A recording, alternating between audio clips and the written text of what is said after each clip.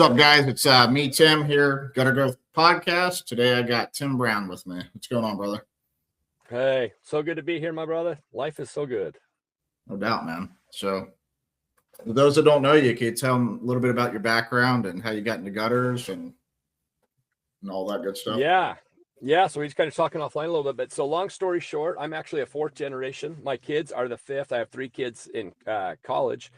And so I've got, they're kind of the fifth generation, but we've been doing exteriors for a long time. In 1990, my dad really kind of focused and broke off and did just gutters only. So I grew up from 1990 is when I started. I was 14 at the time, just evenings, weekends, kind of holidays with my dad, and was his helper, and then kind of grew the business. I partnered up with my dad officially in, I think, 2000, 1999, 2000, something like that is when I partnered up with my dad. And we were just a smaller gutter company at the time. Really just him and myself. We each kind of ran a truck, and then, we grew the gutter business to a fairly large gutter company. And then in 2015-ish, we kind of broke off and started full exteriors. So now we do siding, gutters, windows, decks. The gutters are still a big part of our business. We'll do about 4 million a year in gutters. And then everything else is kind of the siding business. So fourth generation, is that your great-great-grandfather or great-grandfather? Yeah. My great-great-grandfather. No, let's see. No, hold on. I'm saying this wrong. My kid's great-great, but my great-grandpa, he was kind of the pioneer in Utah. So back then, this is kind of a fun story in the gutters way back then.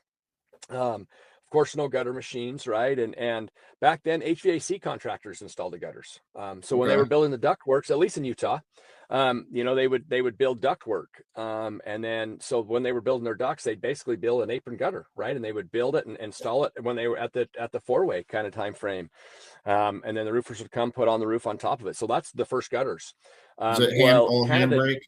It was all handbrake back then, right? And then my great-grandpa was doing work for these contractors, doing full exteriors, and they basically said, look, man, the HVAC guys don't know what they're doing. They don't want to do it. Well, you start doing our gutters. So that's how my great-grandpa started getting in the gutter business, was taking it over from HVAC contractors.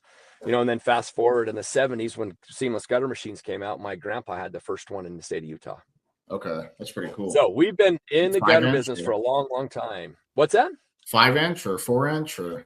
Yeah. So back then, my grandpa got a 5-inch machine, was the first machine. But back then, my dad used to install a lot of 4, 5, and 6-inch K-style, all in galvanized, right? It would come in 10 or 20 foot sections. Yeah. And they would literally just put 20-foot sections on a plank and drive them to the job site. And that's how my dad first started installing gutters, was all in sectional galvanized.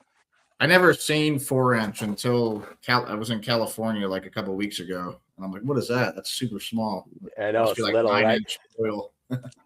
We never actually ran it out of the machine, so I don't know. Probably right though. But back, I've replaced a lot of, as I was installing, I've tore off a lot of 4-inch. Now, interestingly enough about Utah is a 5-inch market. We only average 13 inches of rainfall in the state of Utah. And so we don't get a lot of rain. All of our moisture comes in the wintertime. So truthfully, our 5-inch gutter handles 99.9% of our storms. Now, depending on the roof and some other things, we'll do some 6K, but primarily Utah's a 5K market with the 2x3 downs. When are you putting 6 up? Usually if it's like a metal roof or something? Exactly. Tile roof, metal roof. And we actually had the first seamless half round machine west of the Mississippi back when they kind of first came out. And so we do a lot of 6-inch half round too, but for us, that's just more of a decoration, right? It's a pretty gutter. Although functional wise with the external brackets that we use, it's a very, very strong system. Yeah. And look, we all know that half round drains even a little better than K-style. So it's a great system. It's got a true bottom. You got it. That's right. Yeah. Yeah.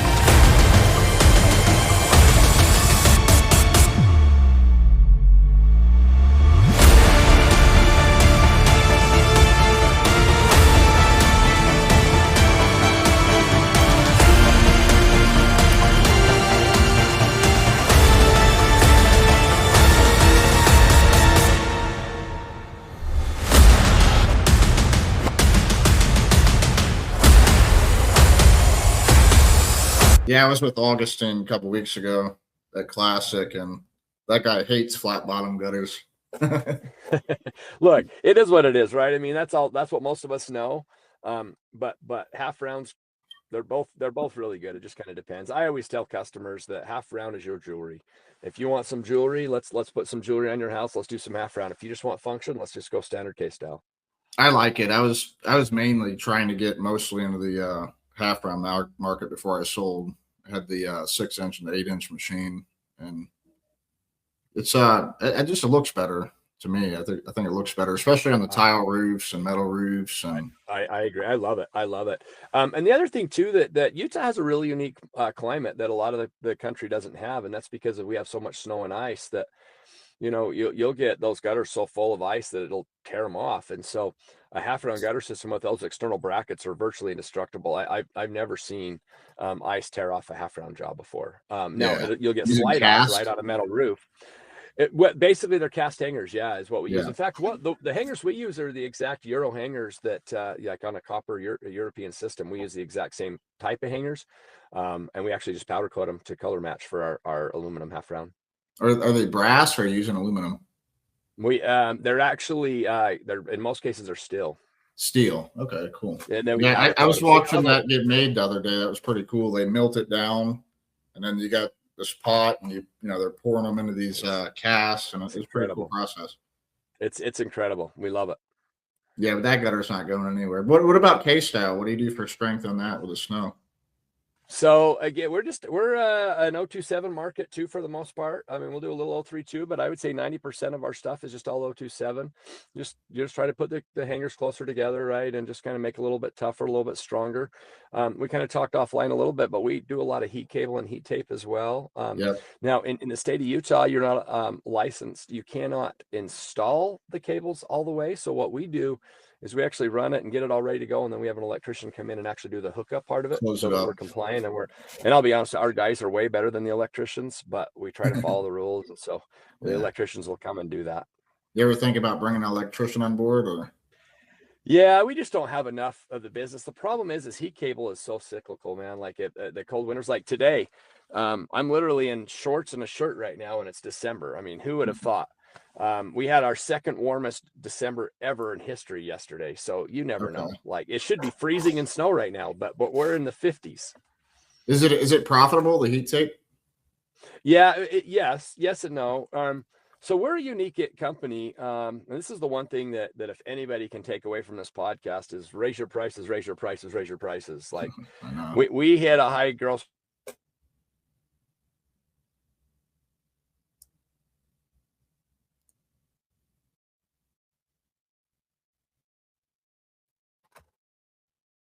Get out for a second, looks like.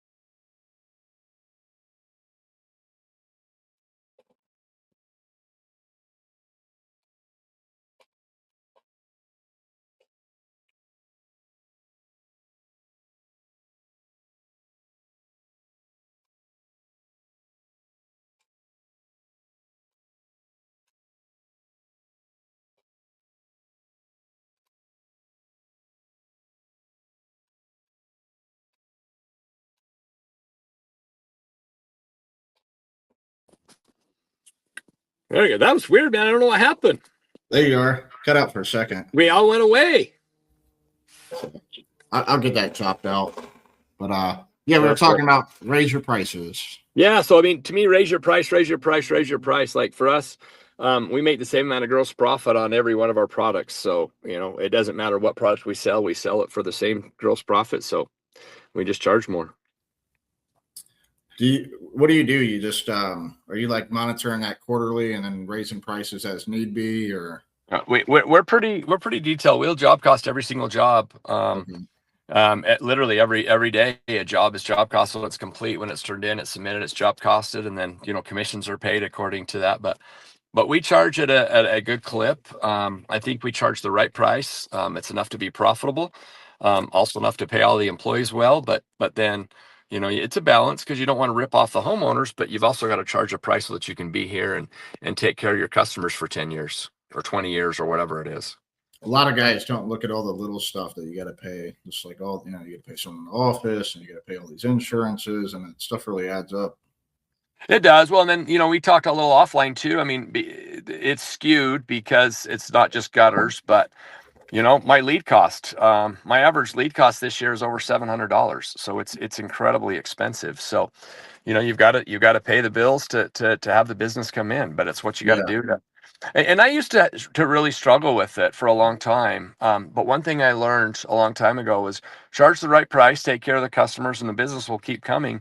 But you've got to be profitable for your customers, not only for you, but you've got to be profitable for your customers' sake.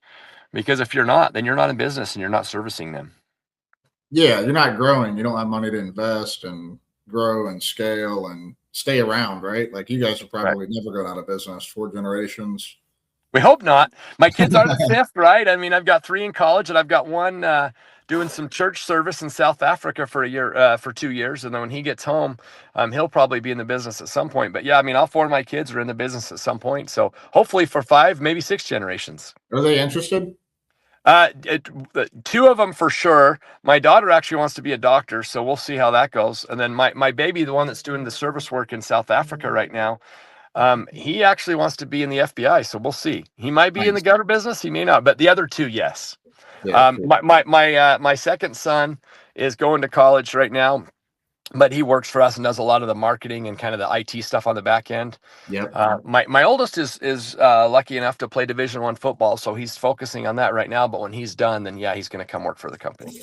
Nice. I'm working with my son right now in the Christmas light business, so it's been kind of fun. It's good and bad, right? My dad and I have days we love each other. We've had days we want to kill each other. It's been good. It's been bad. But overall, I'm very grateful for my dad. One thing my dad taught me was a lot of work ethic. And even when my dad and I partnered up, my dad, I basically kind of became his boss in that he did not want to work in the office. He didn't want to do any of that. He wanted to be out installing. So I literally would schedule my dad, say, this is what you're doing today. And it worked out great. But man, my dad was an old soul and an old school guy that loved to install. And you gotta remember too, all these young guys on these podcasts don't understand what real gutter installers are. But those that install the spike and ferrules, those of us that did that are real gutter installers. You guys that install with these simple hangers don't know what real gutter hanging is. But anyway, it took me a while to convert. Like I was so solid on spikes for a long time. Oh, my dad, it took my dad a long time, because we finally, we converted, and once we saw and we did some tests and we found out they were legitimate and they were just as good. My dad was a slow adopter. He still wanted to install spike and ferrules back in the day, but we got him all switched over eventually. But no, I joke about that all the time. All these guys working for us now, I'm like, man, you don't even know. Like, you have no idea how easy you have it. No, they really don't. And then if you miss the nail, I mean, that whole piece is screwed. Yeah, look, we've all been down there, right? You get that 50-footer that you've installed, and it's the last spike of the day. You're tired and you miss, and you just got to tear it all off and start all over. Yeah. I'm actually glad that it's converted. Oh yeah, for sure. It's way better. But look, us old school guys want to talk about it back in the day and talk everybody soft. They're not. They're just smarter than us. They're using technology that we didn't have. That's why a lot of us don't have good hearing. Hearing, shoulders, knees. Yeah, for sure. Yeah, no doubt. So, yeah, man. So, what got you guys into going full exterior? That's a really good question. So really what it boiled down to is we built the company up to about 4 million. And I'll be honest with you, we haven't been able to get past that 4 million mark in our market. Now, maybe other markets you can do that, but we just could not. And again, we advertise, we do everything. We just couldn't hit that ceiling, get past the 4.5 million in the gutter business. And so I really wanted more and I wanted to grow more. And so we realized that if we could just add the exterior to it, then we could still service our customers, still take care of them, but we could be bigger. And then I could kind of reach my goals and what I wanted to do personally. I think the gutter business is an amazing business. But just call a spade, we're a little limited in how big we can get, right? And so even Yeah. with 10 trucks, there's only so much gutters you can do. So what it allowed us to do is just expand and grow. And so that's really the simple answer is we just wanted to be bigger. Are you guys running 10 trucks? Not now. We have at sometimes we have done. So back in the day when we did a lot of new construction, we probably had 10 trucks on the road all day, every day. Yeah. Ironically enough, this is the crazy thing this year. We're probably only running 4 or 5 trucks, and we're going to do 4 million this year. That's good. Where That's good. there's years where we took 10 trucks to do 4 million, right? Because it's Yeah. just that's the difference between new construction and focus on the remodel business. Oh, You know, yeah. You had to do high volume. with all the yeah. construction. The high volume, and look, and we still do a fair amount. I mean, a $4 million company is no small company, but we're not like we used to be. We used to have a truckload of gutter coil delivered each month. I mean, now we do a truckload, but it's probably like every other month or something like that. But I mean, a truckload of gutter coil was just a normal thing for us, and we don't have to do that as much. There's just so much less stress when we kind of went around away from the builder world and really focused on the remodel and the homeowner. Yeah, you got to advertise, and yeah, there's some other drawbacks, but man, the rat race is gone, and it's so much better. I think it's a more solid business because I remember, like, what was it, 07, 08, when all those contractors that were like heavily reliant on builders, roofers. I mean, I've seen a lot of those guys go out just because they weren't getting paid. Like, all of a sudden the roofers weren't Right. able to pay them. And I'll never forget in 2007, we did 2.5 million that year. And at the end of the year, we had about $300,000 or $400,000 that builders took us and never paid us. never paid. So you think about a $2.5 million company to lose $300,000 was a killer. Yeah. And then we went backwards, in 8, 9, 10, we were right around that 2 million for years. And then that's when we finally kind of turned a corner. But absolutely, that builder world just really hurt us. And we lost a lot of money because the guys just didn't pay us. Yeah. Yeah. I mean, it makes sense. I don't think anyone should really have over like 20% contractors. Personally, I think it should be like 80% retail. And now the new construction's good and the builder world's good in that it fills gaps, right? So we still do some of it. It's about 15-20% of our business. And the nice thing about it is that it fills those gaps, right? So in the wintertime, like we talked about when we're slow in the January, February's, that builder work comes in handy because then the guys can still work and you're not laying anybody off and you're able to keep them working. And so that really helps for sure. Does the gutters get you a lot of other work, or does the other work get you a lot of gutters, or does it's a great question, and I think both. I mean, there's a lot of times that the sales guys will go out to sell a gutter job and they sell a full siding job, or the guys will go out to sell siding job and they walk out with a gutter sell. So I think it's probably a combination of both. Yeah, huh. I mean, that makes sense. I haven't seen too many gutter companies get past 5 million. It's just like I think most of them are capped out there, if they could even get there. I mean, I think a good gutter company is 2 million to 3 million. And that's what we were for a long time. And even at 4, I mean, I think we've got our stuff dialed in and we really got a good process, but it's hard. Now, I'll be honest with you. If I wanted to go back to the builder world, I could probably build a 5, 6, maybe $7 million company, just in gutters, but we do not want to do that again. It's not worth it. I'll be totally transparent with you. I would rather be a $4 million company and be profitable and make good margins than do 7 million and beat my head in and have the builder call and pissed off that we missed a final or whatever it is. It's just so your life is so much happier. Yeah, because gutters are high volume, so it's stressful to schedules of doing that type of volume. Right. Now the advantage of a builder too is like if you can get a builder like that we do have a few builders here that we still work for, they'll call us up and they'll have 3 houses in the same subdivision ready to go. So you'll send out a crew to one subdivision and he'll knock out 3 houses in the day. So, those are convenient and they're nice. It's just I don't think you can build a business on just builder work. Mm-hmm. Yeah, no way. So what you got any tips? Like, what's the secrets? What brought you from 2 million in 07 to, upper 15 right now? Yeah, good questions. I think there's a couple things. One, join groups, right? Like your groups and others. I think getting involved and masterminding with other people is so critical. For us in 2005, we joined Certified Contractors Network, or CCN. And Okay. that was really the game changer for us because we were able to really get sales processes in. And there's one other gutter guy that you probably know, Robert Ward, really well, but Robert's Yeah. in CCN as well. And so, we're the only two gutter guys that have ever been in CCN. So there's some back in the day, there's some guys that are in it, but we've been the only guys that have been in it. And it's been a game changer for me, those getting involved in that. But then going forward, really being involved in conferences and masterminds. I mean, I personally travel a lot. I'm the anomaly, so don't use this as an example, but I flew over 30 times this year. Yeah. I'm either presenting or I'm learning at all these conferences, probably the best of the best conferences. I go to as many as I can. And then I'm personally involved in 4 separate masterminds, Oh, wow. where I travel all over the country, and or some are just on Zoom. But A by lot of them doing that, physical. what's that? A lot of them are physical masterminds. Yeah, yes, they all are. They all are physical. One of them only is just Zoom only, and that's it. But all the other ones we get in person somewhere in the country 3 times a year, and they're so valuable because now you're talking best practices with other companies. Now you're learning financials, other companies, and so it's been really beneficial. So that really helped us get there. And then I think surrounding myself with good people, Mhm. hiring better people than me at my weaknesses, hire my weaknesses. So someone's better than me, hire them. But we have an amazing team.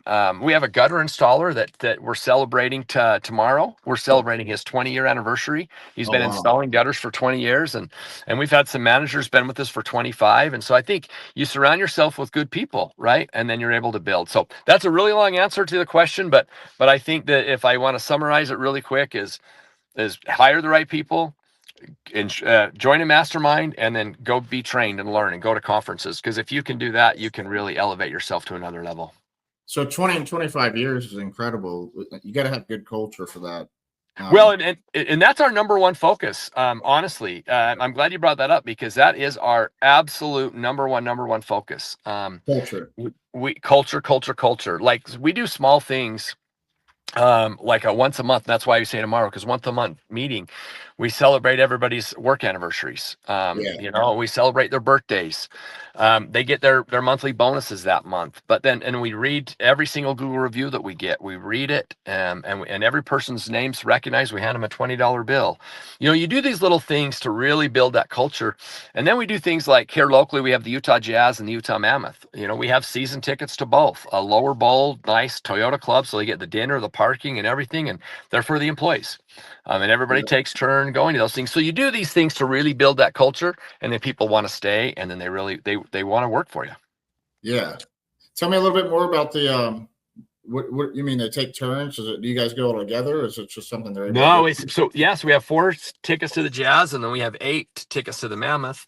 And so we basically, there's 12 tickets, and everybody takes turns taking a pair or taking 4 or just taking each other, and taking a date, going together, doing whatever they want, but they just So go you to got the them like games. annually. Yeah. So there's 42 home games at each, so there's basically 82 games, and so everybody should usually get to go to about 2, 3, 4 games a person, and they just go and take turns going, and it's Well, a that's lot really of fun cool. for them. It's just let's reward them. Let's Yeah. take care of you, and then we do our President's Club or on the cruise. So we take our sales guys, if they reach a certain threshold in sales, they get to go on it every year, and then we kind of alternate and rotate some of the managers. But like this year, we have 12 couples going in January, and we go on a cruise for a week, and the company covers everything and just has a great time. And so these little things add up, but it really focuses on the culture, and I think that is Mhm. number one. One of the reasons why we're successful is our culture. No, that's awesome. Do you do like weekly meetings or? Yeah, so every week, we do what we call TQM, or total quality management meeting. One meetings for the gutter guys, one's for the siding guys. So those meet essentially once a month, and then the company meeting is once a month where everybody gets together, and so everybody's discussed and celebrated, from the installer to the sales guys. And then the sales team meets every single week. They have a sales meeting every week, and then the managers meet twice a week. And we run our company on EOS. I don't know if it's really gotten to the gutter world as much, but on the big exterior companies, pretty much everybody runs on EOS now. And so we run our meetings on the level 10 and the 90 software. And so we're able to have a good organized meeting. For those that don't know what that is, can you explain it? Yeah, great. EOS stands for Entrepreneurial Operating System. It's really just a system of checks and balances and a way to run your company to hold people accountable. And that's really what it did for us, is it was able to hold people accountable. And then now their bonuses are based on, did they complete their KPIs in this week's meetings? It all comes from Stephen Covey's rocks. So you have issues and you have rocks. And so the idea is, if you can complete issues every day, then they become rocks, and then you can complete the big things.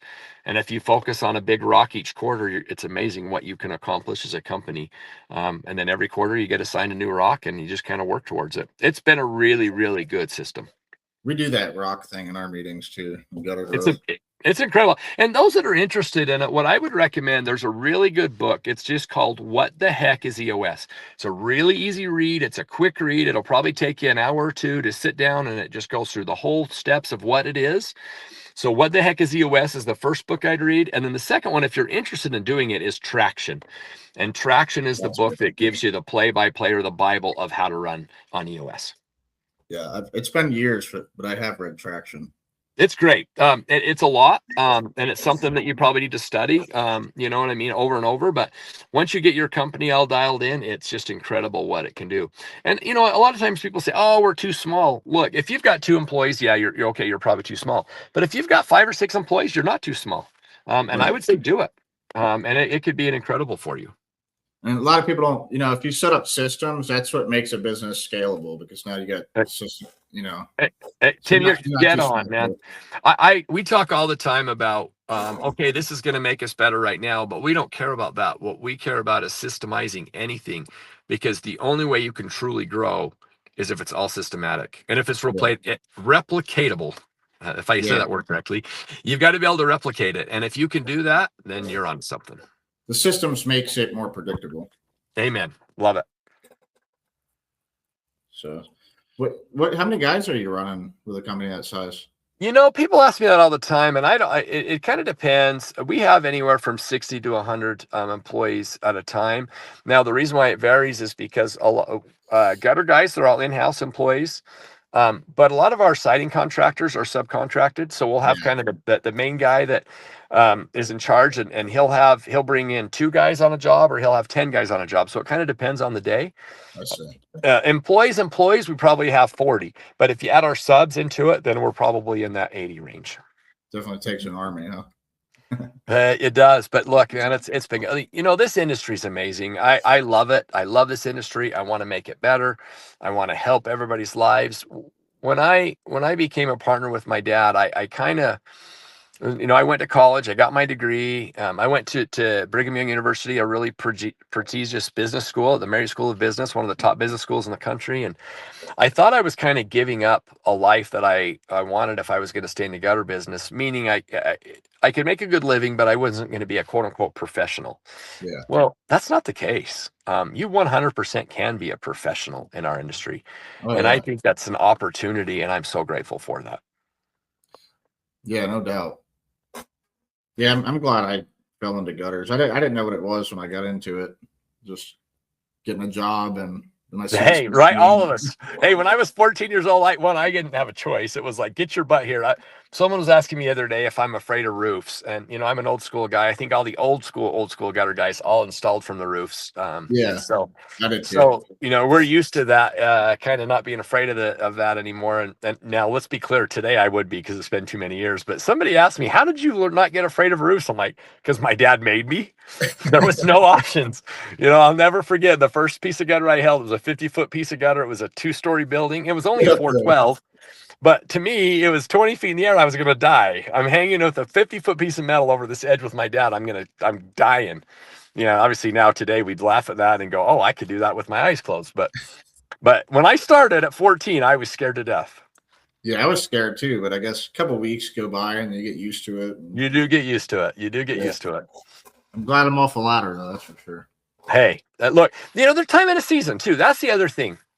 is time and a season for everything. We want guys to if they want to be an installer their whole life, that's good. We're going to take care of you. But Yeah. if you want to grow and be in management, we're trying to build a company to allow that. And we do other things. Part of the culture is, health insurance, 401k, health savings plans. We do all these things and then we match and contribute. Well, why?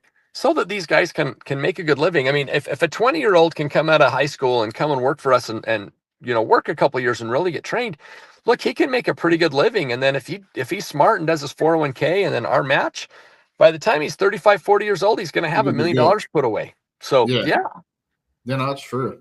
It's true. it's a good industry. Do most of your employees partake in that, or some of them No, opt out, or no, it's crazy to me. And now I know it's hard. Things are tough right now. Everyone's kind of living paycheck to paycheck, so I get it. But it's very, very low percentages of employees that actually participate in the 401k, and it really surprises me. Yeah. Huh. And I get it. Yeah. I mean, look, things are expensive right now. It's hard. I actually didn't have it when I had my company, but I tried to, and none of the guys were interested in it. That's why I didn't end up doing it, because I had like 14 guys, and one person was like, "Yeah." I get it. You're right. I don't Mhm. understand it, but you're right. But look, this goes back to why I do what I do and why I love to get on podcasts and speak at conferences and stuff, because I want to change this industry for the better. And Yeah. we need to train and educate these younger guys that this is how it is, and you need to do it. You need to invest, and you need to invest in your future. Look, a gutter guy can be a very good business. But we've got to invest when we're younger so that when your body starts breaking down, like yours and I's are, that we don't have to be on the ladders anymore. But now you've got money put away, and then you can have a management role at some point. Yeah, because if something happens, I mean, boom, their business is just shut down usually. Like if they're the main source of everything That's getting right. done. Well, and that's the thing that I'm very grateful for. One of the things that has been such a blessing is I work from home. I only Mhm. go in my office one day a month, and it's that month is that company meeting. I only go in for that meeting. But if not, I work from home at my home office. And I just manage my manager. So I literally can be anywhere in the world and run my company. And my personal job, what I do in the company, does not have to be done for it to run. Right. The last seat that I gave away this year was marketing. And we've hired a Yeah. great marketing manager, and Angie's taken that from me. But that was the last thing I did was market. But now, truthfully, there's not one thing that I do that only I do it. And so it makes our company be a legitimate company where I can come and go and do what I want. And look, I work hard. I work very, but I have been some amazing places this year. I mean, I've been to South Africa. I've been to Croatia. I'm a hunter, so I hunt. I've literally hunted all over the Are you world. going out there to shoot or for game, or? You name it, Yeah. everything. Nice. And so I love that, and it gives me a life to be able to do that. But I also am able to work, right? I can be in South Africa and go on a safari, and then come back and work for a couple hours because of where I'm at. And so, but it took me some time to get to that and to build a team. What's your dad's? How is he involved still, or? Yeah, it's a really good question. So, my dad's health isn't what it used to be. He has no balance. He can't even walk without a cane anymore. It really sucks because if he could, he would still be on the roof installing gutters today. He Mhm. loves it so much. So he really physically can't do much. So honestly, he's 99.9% out of the business. Yeah. He just comes in as kind of a figurehead, comes and says hi and does his thing, but he doesn't have any roles in the company at all anymore. And really, frankly, he just kind of collects a check. But he deserves it. I tell him Yeah. all the time, he's like, I think he feels guilty taking a check and not doing anything. But I tell him all the time, Dad, you've earned this. You've built an amazing foundation. Okay, maybe I put the second and third story on this house, but the foundation's yours and you built it. So yeah, so he doesn't do much right now at all. Just Maybe enjoy the one day life. it'll be your kids in that position, and you're not doing much. Hey, I would love that. Let's go. The difference between I mean I've worked hard my whole life. Don't get me wrong, but I would love that. I would love to just have my kids run it and me not have to stress and worry about it anymore.